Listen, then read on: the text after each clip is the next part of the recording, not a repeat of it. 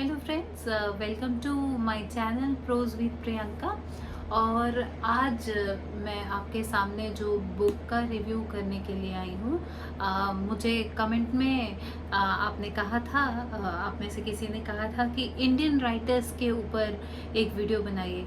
और ऐसा कोइंसिडेंस हुआ मेरे साथ कि मैं उस टाइम पे जो राइटर को पढ़ रही थी, that is Indian American. But ये जो बुक है वो इंडियन कॉन्टिनेंट के ऊपर लिखी हुई है। ऑब्वियसली इसके पहले वाली बुक भी वैसी थी, बट ये जो है it's a kind of historical fiction. और आपको इसका रिव्यू सुन के ऐसे सुन के आपको काफ़ी अच्छा लगेगा and I hope you would enjoy. तो जो मैं अभी जिस बुक का रिव्यू करने वाली हूँ, वो बुक है this one, the last queen by Chitra Banerjee Divakaruni. और ये जो है ये इंडियन अमेरिकन राइटर है and this book was published in 2021। तो बहुत ही रीसेंट की किताब है, बट इसकी जो कहानी है वो काफ़ी पुरानी है। तो we'll go into that. तो first of all let's talk about the writer who has pen down this wonderful book. तो ये जो राइटर है, she is teaching creative writing in some American university, and she has completed her masters over there only. And the thing which I liked about her, that she did all sort of odd jobs while pursuing her education. So she has worked as a lab attendant, she has worked in a bakery. तो ऐसे part time job करते करते इन्होंने अपनी education पूरी की है। और इनकी कई सारे बुक्स हैं and she has got many awards also for her writing. तो इनकी बहुत सारी बुक है, पैलेस ऑफ इल्यूजन्स और भी सारी हैं। But I chose this because I had this downloaded back in 2021 somehow, but when I started reading it I found कि ये तो आधी ही बुक डाउनलोड हुई थी। तो फिर I had to order this in paperback edition and then I read it, completed it, and then I am before you with the review of this book. तो ये जो बुक है, ये है क्वीन जिंदन कौर के बारे में, और ये थी लास्ट क्वीन। तो इनके ही बारे में ये पूरी जो कहानी है वो इनके ही बारे में है। और ये थी महाराजा रंजीत सिंह की लास्ट वाइफ। सो महाराजा रंजीत सिंह जो थे, एज यू ऑल नो, वो पंजाब के लास्ट किंग थे, बिकॉज उनके बाद फिर the Punjab did not remain the way he had made it. तो जो उनकी लाइफ में उन्होंने किया था, the way he had brought together the entire Punjab, and that time it was undivided Punjab, so it had Lahore also, and it was very big, because वो partition के बाद जो लैंड्स उधर चले गए तो वो भी अनडिवाइडेड इंडिया में जो थे वो सारे हमारे ही थे। And he ruled over that Punjab. And इसमें ऐसा है कि जब हम देखते हैं उनको, उनकी लाइफ को, तो this book takes us back into that majestic world of villages, horses, elephants, and that palace, वो जैसे किंग्स और कोर्टियर्स वाले ज़माने में ये बुक हम लोगों को ले जाती है। तो ये बहुत ही अच्छा straight forward first person narrative जैसे ये लिखा हुआ है। और इसमें हम ये देखते हैं, ये क्वीन के पॉइंट ऑफ व्यू से ये जो किताब है ये लिखी हुई है। And this is the speciality of this writer. ये चित्रा बैनर्जी दिवाकारुणी की ये स्पेशलिटी है कि ये विमेन पर्सपेक्टिव से चीज़ों को देखती हैं। इनकी एक और किताब है जो इसी तरीके से, वो सीता के पर्सपेक्टिव से वो रामायण लिखा हुआ है। जैसे जो अभी जो हम रामायण पढ़ते हैं दैट इज़ अबाउट, वो राम के पर्सपेक्टिव से है, पर इनकी जो वो बुक है, और सिमिलरली जो ये किताब है ये भी वैसे ही है, ये क्वीन के पर्सपेक्टिव से ये किताब जो है वो लिखी हुई है। तो इसमें we see the life of this queen, how she's born in a village and she's not from a very well to do family. In fact, the family has a lot of difficulty in making both ends meet. 2 time का खाना भी properly इनको मिल जाए, इसमें भी मुश्किल होती है। And the father is working in this Maharaja Ranjit Singh, he is actually dog keeper. वो वहाँ पे जो केनल है उनकी देखभाल करते हैं। And once in a while he comes to village and he gives some money, and that is how this queen, जो कि उस टाइम पे क्वीन नहीं थी, दिस इज जिंदन कौर। तो इनकी बचपन की लाइफ है। इनका एक भाई है Jawahar, there is her sister Balbir, and how their childhood is. So this book is actually divided into chapters, जिसमें कि जो मेजर चैप्टर्स हैं आपके वो हैं कुछ सेक्शंस में बटे हुए हैं। जैसे कि there is one section girl, then bride, then queen and then rebel.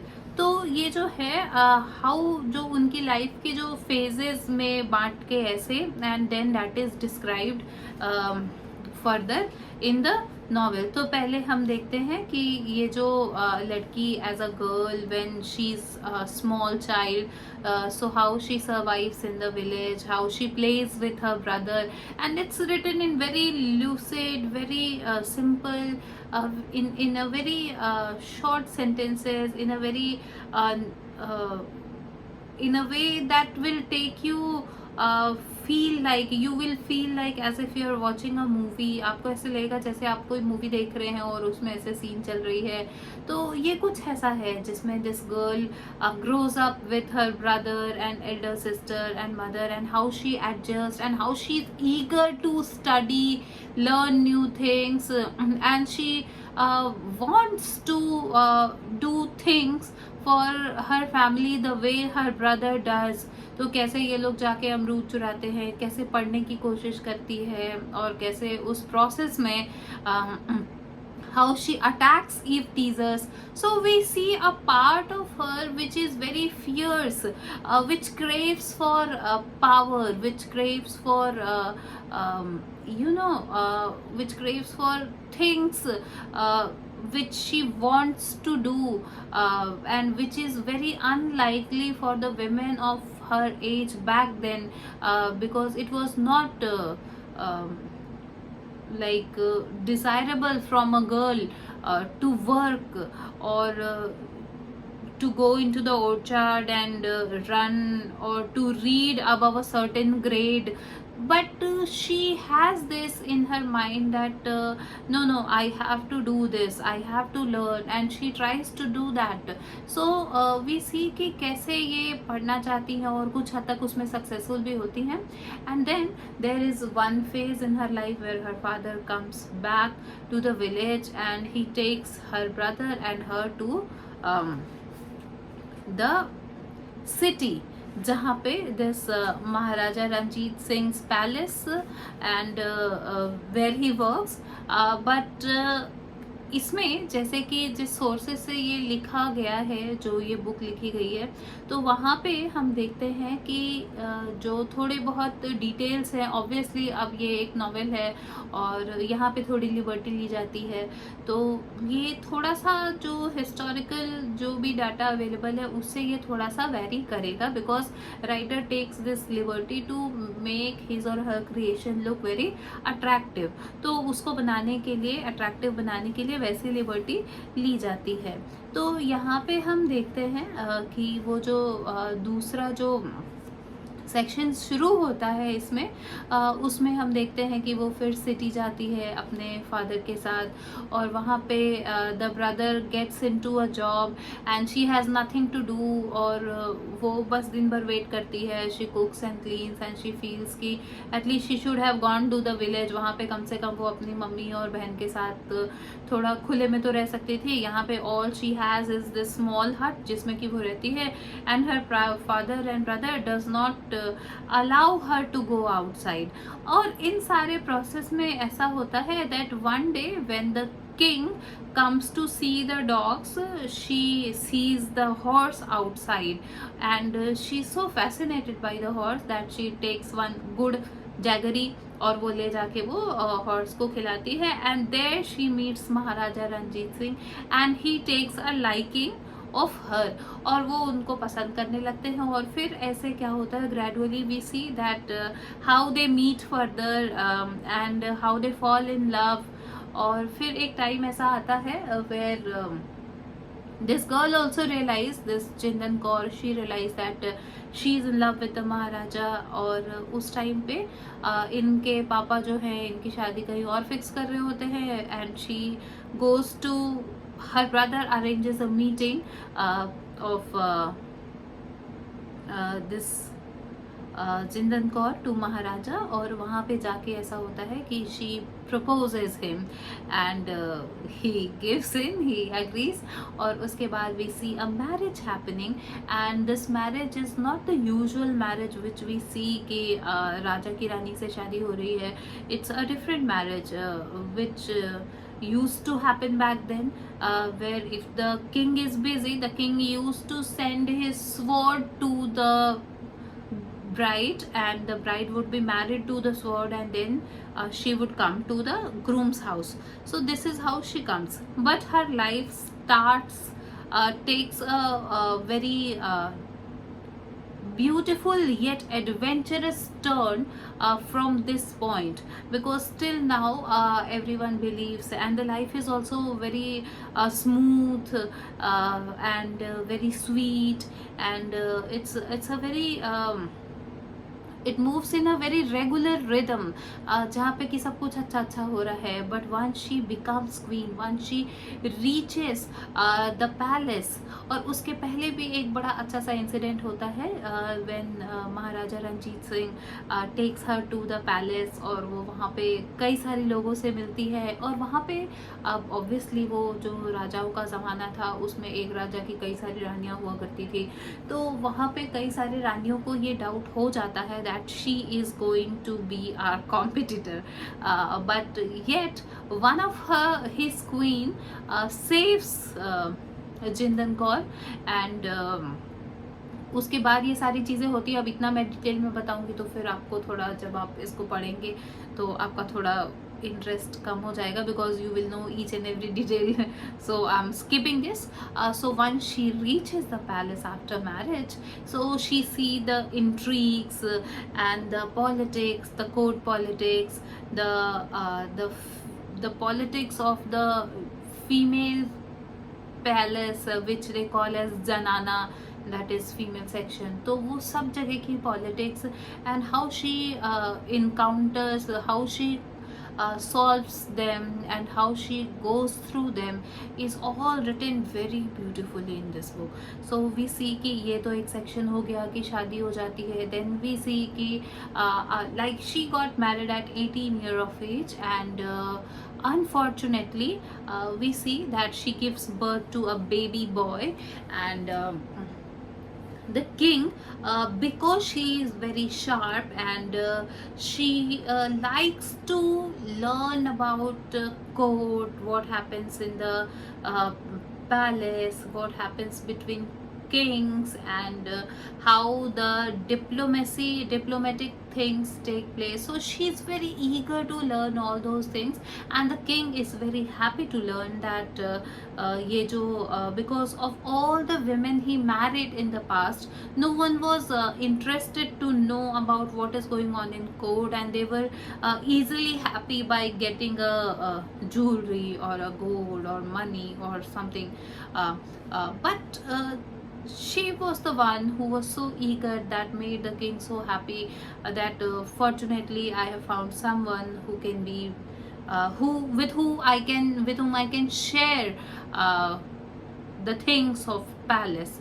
तो एक ये चीज़ इनके साथ हुई, और ये बड़ी सारी चीज़ें उनको बताते भी हैं, and she also advises him on certain things, जैसे कि जब ब्रिटिश के साथ इनकी दोस्ती हो रही थी महाराजा रंजीत सिंह के, तो she tells some of the things, and she is very honest in giving feedbacks to him, and this he liked specially about her because back then, even आज भी ऐसे होता है that if someone is in the position of a leader, so there are many people around him who keep telling lies just to keep the king or the boss in illusion that he knows it all or whatever he is doing is right. But ऐसे होता नहीं. The boss और the king वो भी एक human being है, गलतियां हो सकती है, बट बहुत कम लोग ऐसे होते हैं जो कि उनको पिन पॉइंट कर सकते हैं that you are doing this wrong. और बहुत कम लोगों में ये पावर भी होती है कि वो ऐसे पिन पॉइंट को एक्सेप्ट करके अपने आप को इम्प्रूव कर सके. कई लोग होते हैं, अच्छा मैं बॉस हूँ, मुझे ऐसा क्यों बोल दिया. तो वहाँ पे होता है ना कि वो, यहाँ मैं बॉस किंग के पर्सपेक्टिव में बोल रही हूँ, तो उसमें ऐसा होता है कि फिर इम्प्रूवमेंट के चांसेस कम हो जाते हैं. तो ये यहाँ पे किंग ऐसे थे that he used to listen to her. और फिर क्या होता है बाद में, we see a section where the king's son from, इनकी जो सबसे पहली क्वीन होती है उनसे जो पहला बेटा होता है उनकी शादी हो रही होती है. And all the festivities happen and everyone's enjoy. And उसके बाद फिर क्या होता है, ये इनका जिंदन कौर की का एक बेबी बॉय होता है.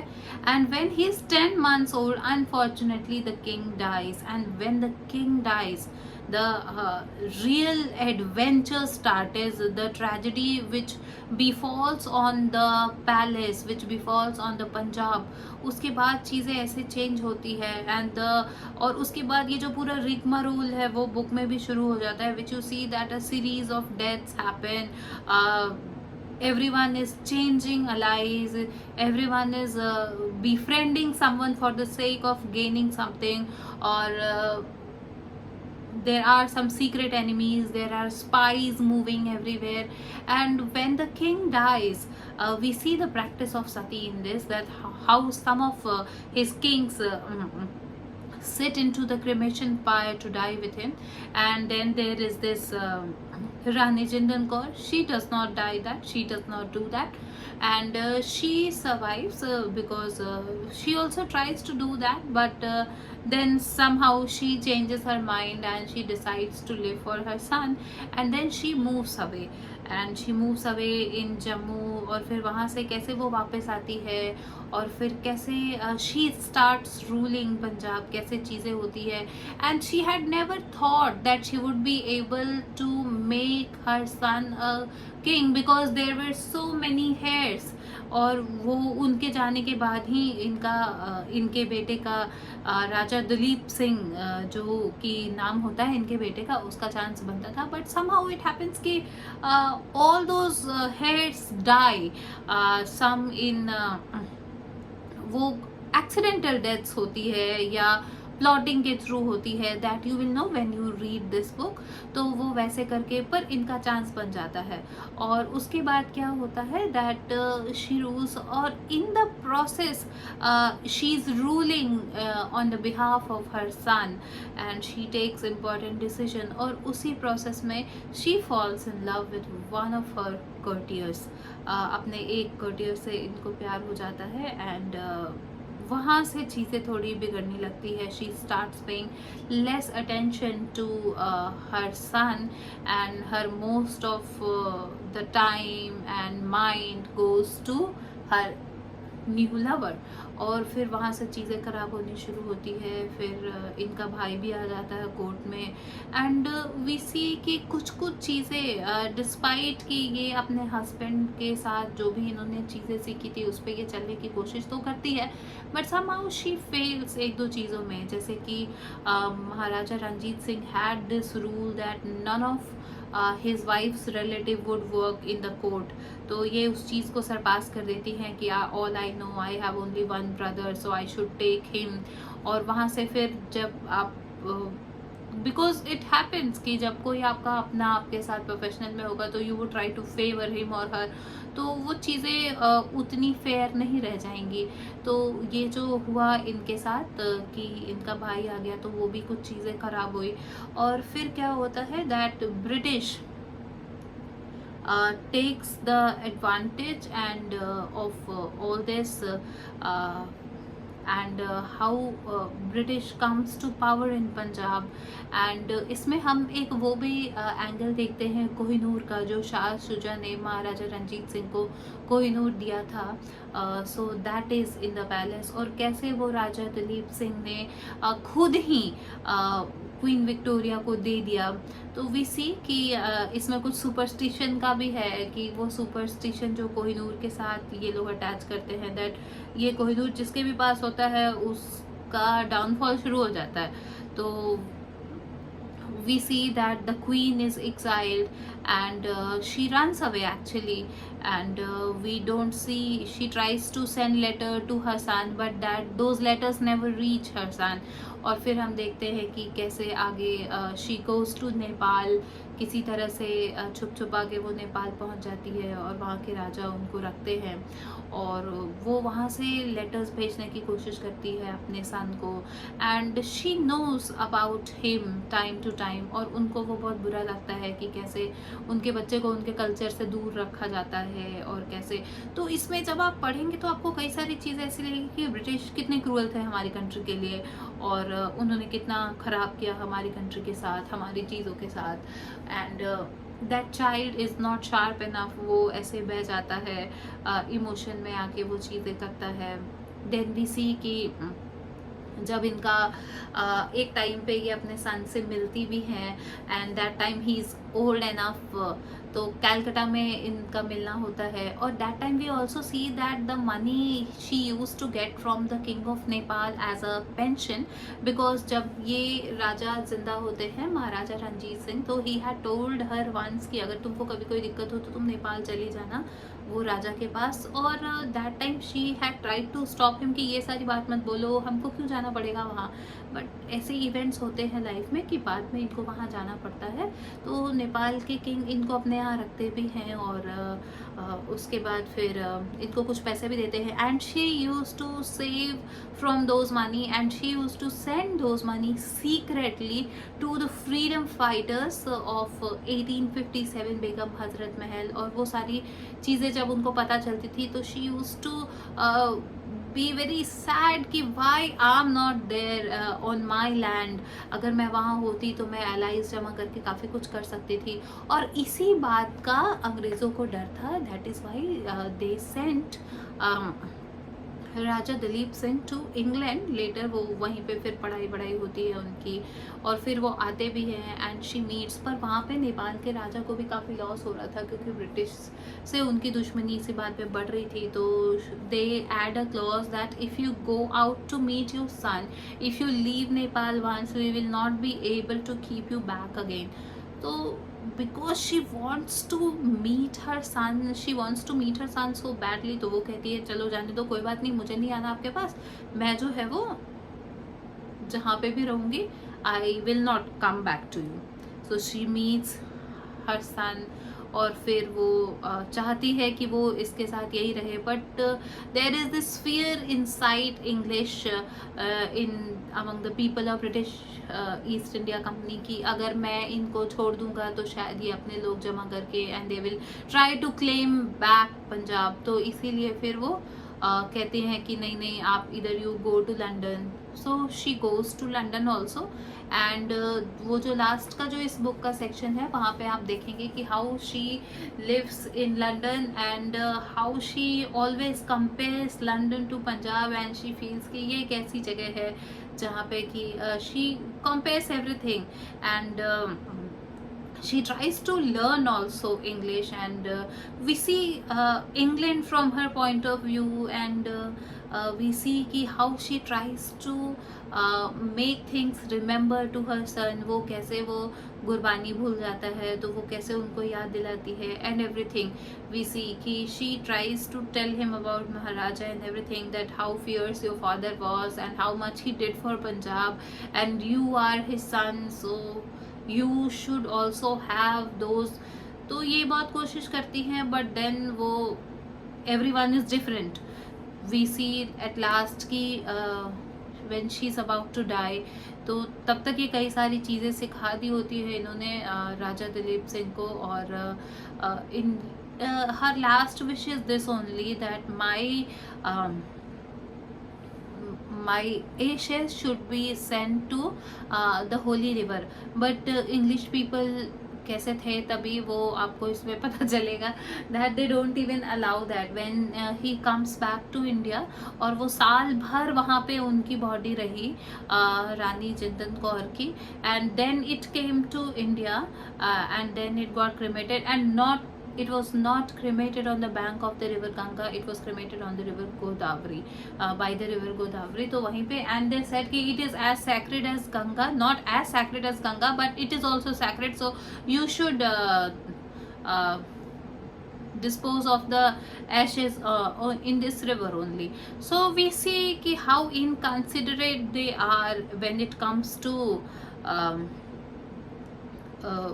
इनकन्सिडरेट दे वर आर कहना अभी सही नहीं होगा, but this is what they did. और ये सब पढ़ के I did not like British very much, but then ये कहानी है and this is the power of a writer कि the way they write they can make you feel happy और सैड और make you feel sympathetic with someone or make you hate the other one। so that is the power of a writer। वो अपनी writing से ऐसे कर सकते हैं और करते भी हैं। तो ये कुल मिला के we see different phases of life of महारानी जिंदन Kaur and it is written in first person narrative। वो कैसे कैसे क्या क्या उनकी लाइफ में है, कहाँ कहाँ क्या क्या हुआ, उन्होंने कैसे क्या सीखा, and it's about her and we see it's a very beautiful book, it's a very beautiful story and you will like it a lot। आपको ये बुक बहुत अच्छी लगेगी। तो इसमें फिर से मैंने कई सारे कोटेशंस जो हैं वो फोल्ड करके रखा है आपके लिए। मुझे लगता है आपको वो सारे कोटेशंस बड़े अच्छे लगेंगे, बड़े प्लैटिट्यूड्स टाइप का है सारा कुछ, बट अच्छा है, यू विल लाइक इट। तो ये जो पहला है which I am going to tell you, this is when she goes to Maharaja's palace for the first time and she is given a dress to wear so that she could appear in the hall। so there she says how quickly we learn the habits of luxury। हम आराम की चीज़ें, luxuries चीज़ें हम कितने अच्छे से तुरंत अडेप्ट कर लेते हैं उसको। Then there is another line which she hears from her friend, her future friend। और यहाँ पे वो पहली बार मिलती है रानी गुड्डन से, तो वहाँ पे वो उसको सिखाती है remember this whenever possible don't fight openly with your enemy, let them think they have won and strike when least expected। आप अपने दुश्मनों को सोचने दीजिए कि आप जो है वो उनको आपने जीतने दिया है या वो जीत गए हैं एंड देन यू स्ट्राइक। तो ये लाइन मुझे बड़ी अच्छी लगी। Then we have another line जो कि मैंने यहाँ पे फोटो करके रखा है, मैं आपको बताती हूँ। See, this is also a very beautiful line। Age does not depend solely on how many years one has lived on this earth। कितनी अच्छी लाइन है कि एज सिर्फ इस बात से नहीं होता कि आपने कितने साल यहाँ बिताए, आपने जितने साल बिताए उसमें आपने कितना वर्थवाइल किया, आपके कितने एक्सपीरियंसेस रहे, that is age and that is how one should measure one's life. इसके अलावा भी है लाइन्स इसमें जो कि मैं चाहती हूँ कि मैं आपको बताऊँ। एक यहाँ पे है ये जब लाहौर से क्वीन जा रही होती है अपने बेटे को लेके when the king is dead, और उसके बाद सो शी रेमिनिस कि goodbye Lahore, city of my dreams, a city that transform me in ways I had never imagine. How naive I had been when I had first came to you. I fear my heart is harder today, but I hope my eyes are sharper and my will stronger. Otherwise how will I safeguard my son. तो वो कहती है कि जब इस शहर में, लाहौर में, जब वो पहली बार आई थी विथ हर फादर एंड वो सिटी आई थी, तो ये कहती हैं कि तब जब मैं आई थी तो मैं कितनी भोली थी, मुझे कुछ भी पता नहीं था, बट अब जब मैं आई हूँ तो मेरा दिल जो है वो सख्त हो गया। Obviously when you see heart breaks, चीज़ें जब हो जाती है तो उसमें लोग थोड़े स्ट्रांग होना ही पड़ता है, और वो भी चीज़ें आपको काफ़ी कुछ सिखाती है, लॉस टीचर्स यू अलॉट। तो ये कहती हैं कि पर अब जो मेरी आंखें हैं वो शार्प हो गई हैं और मेरी विल पावर बढ़ गई है, और उसी विल पावर से I will able to save my son. Then there is this, एक दो और लाइन है, ये है दैट व्हेन शी फील्स, जब इनको ये लगता है कि धीरे धीरे करके कैसे इनकी लाइफ से लोग कम होते चले जाते हैं। इनकी एक बड़ी अच्छी सी मेड होती है, she is more of a friend to her, वो भी चली जाती है। देन हर ब्रदर, ऐसे करके कई सारे लोग, and she tries to cope up the loss, but then after all we all are human being and we all have heart. तो ये कहती हैं that perhaps we are always alone from the time we leave the safety of our mothers womb until the time Waheguru gathers to himself। Very philosophical line है, पर हम सारे लोग जानते हैं, बट अच्छी लाइन है। This is how we keep things and we a very natural line, this is how it happens, we all come alone and then we all have to go alone, right?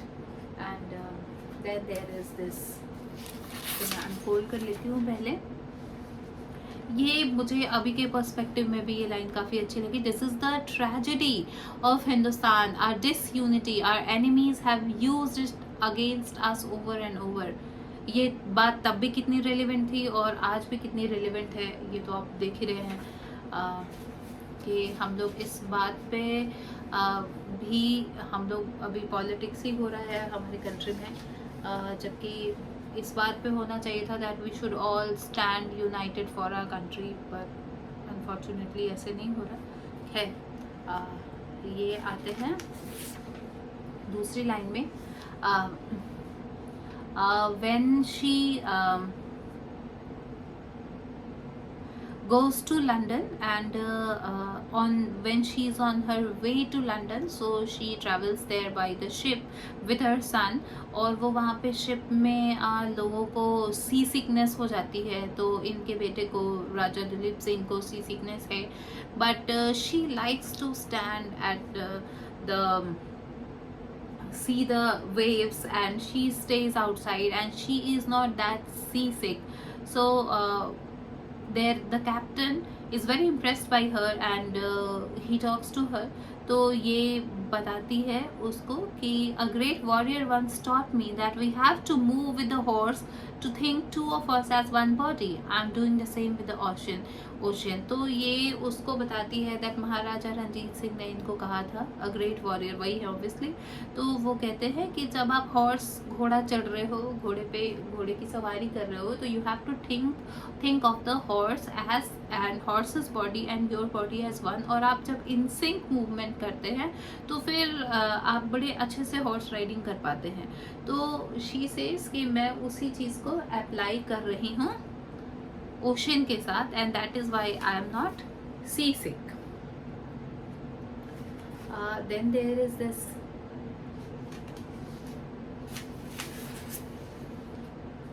Line,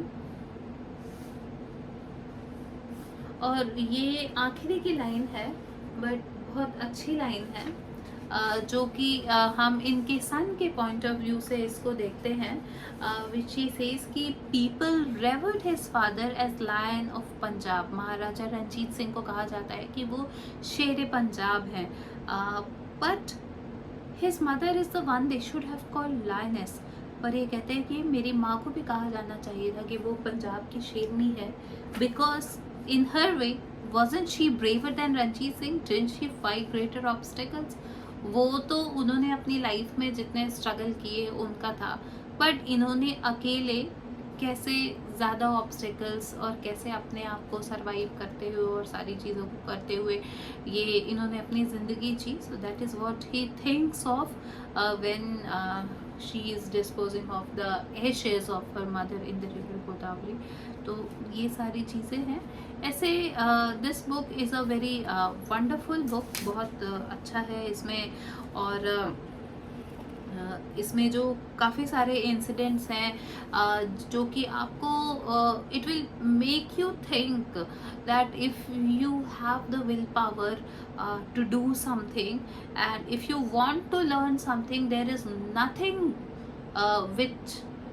which can stop you. अगर आप सच में कुछ करना चाहते हैं तो फिर आपके लिए रास्ते बन जाएंगे. ऐसी कोई चीज़ नहीं है जो आपको रोक सकती है फिर उस चीज़ के लिए. And her life is an example of that. तो it's a very beautiful book and it's very you will like it because we are living in the world of mobile phones, chat gpt, so we cannot think of. This is the world of time which has gone. बहुत it's like 2 century, अभी ये 1825 के time की कहानी है and then 1925 and 2025, तो 2 century हो गए ना ऐसे. तो ये इतनी पुरानी कहानी है और जब आप इसको पढ़ते हैं तो when you read it you will visualize it. इसके काफ़ी सारे ऑर्चर्ड्स हैं विच ऐसे खाली जगहों के बारे में है, लोग घोड़ा चढ़ के दौड़ रहे हैं और काफ़ी. So it's very cinematic kind of view comes in your mind when you read it. वैसे तो इसके बारे में I had seen few years back वो लाइफ ओके पे एक ऐसा चैनल पे एक सीरियल भी आता था महाराजा रणजीत सिंह करके. But then you know serials they reduce your imaginative power. वो आपके इमेजिनेशन को कम कर देती है because when you will read it your Chandan Kaur will be different from what you see on TV. पर जब आप टीवी देख के और उसके बाद किसी किताब को पढ़ेंगे तो आपके दिमाग में वो रानी का वो इमेज आएगा which you have seen on TV, but your the queen of your imagination will be different. So all these books, they make your imagination very beautiful, they make your word power strong, they improve things in you which you wouldn't even notice. They improve things in your subconscious. So that is why I encourage you to read books. और ये जो book अभी मैंने पढ़ी है ये history के उसमें से पॉइंट ऑफ व्यू से भी काफ़ी अच्छी किताब है. और ऐसे तो ये जो लोग ऐसे कहानियाँ पढ़ना चाहते हैं जिसमें थोड़ी हिस्ट्री है, थोड़ा वॉर है, थोड़ी पॉलिटिक्स है, कोर्ट पॉलिटिक्स है, थोड़ा रोमांस है, तो आपको ये बुक बहुत पसंद आएगी. सो इसको आप ज़रूर पढ़िए and I will see you again with another book. Till then take care, bye.